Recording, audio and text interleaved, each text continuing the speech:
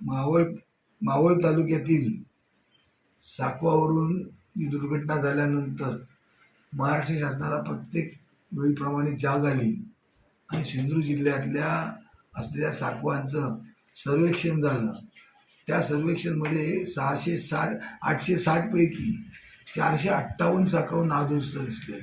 हे नादुरुस्त साकव गेल्या 2 वर्षापासून नादुरुस्त असून सरकारने आणि असलेल्या इकडच्या लोकप्रतिनिधींनी कोणत्याही प्रकारची त्याच्यावर डागडुजी करण्यासाठी कोणताही फंड वापरला गेला नाही.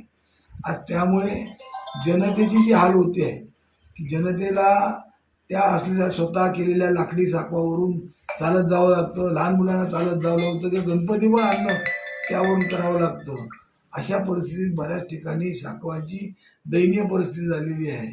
आम्ही मागणी केली होती की याला DPTCतून 32 कोटी द्यावीत, पण राणे त्याचे असलेले पालकमंत्र्यांच्या वडिलांनी मात्र ग्रामविकास मंत्र्याकडे पत्र देऊन गप्प बसलेले आहेत. ग्रामविकास मंत्र्याकडे 36 कोटीची मागणी केली आणि आपण गप्प बसून परदेशात जाऊन गेलेले आहेत.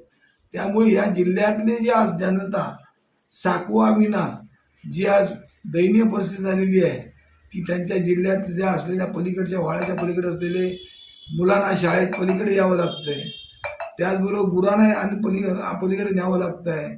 एखाद्या वेळी स्मशानभूमीला जाताना पण अशाच प्रकारे जावं लागतंय आणि त्याप्रमाणे असलेल्या नागरिकांना अशा प्रकारचं जावं लागतंय. मी स्वतः गोहेरीमध्ये जाऊन बघितलं, गेल्या वर्षीपासून साकव पडला आहे.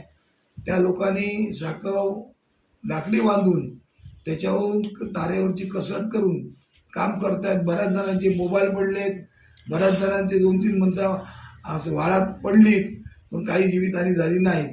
पण तसेच मांजरेकरवाडीमधला पण साकव दोन्ही बाजूचे भराव वाहून गेलेले आहेत. त्यामुळे असे जिल्ह्यात अनेक साकव आहेत.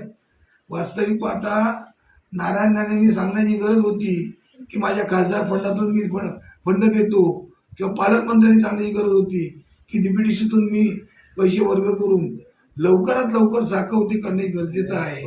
कारण आता पाऊस थोड्या महिन्यानंतर अतिगतीने वाढणार आहे, तर लोकांच्या शेतीपासून लोक वंचित राहणार आहे.